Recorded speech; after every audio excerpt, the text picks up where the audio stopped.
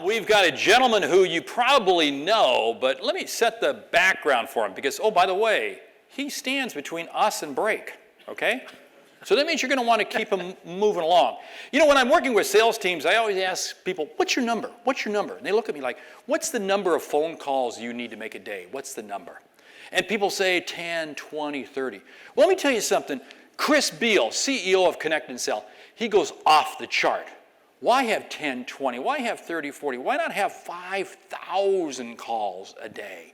He's CEO of Connect and Sell. He is truly a disruptor, and more importantly, he is a brainiac.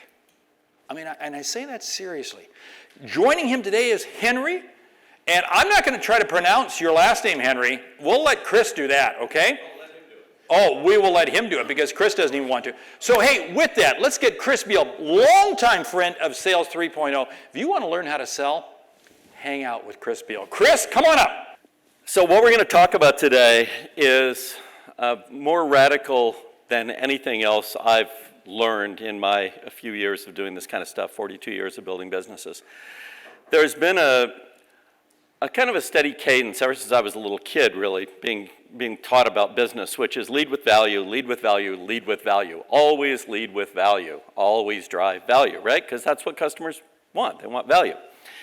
And one of the things we've discovered at Connect and Sell is there's a huge problem when you lead with value that can be overcome with regard to not only selling but also dominating markets if you change from leading with value to leading with trust. And by trust, the way I'm going to define trust, and Henry gets to say his last name here soon. This is Henry.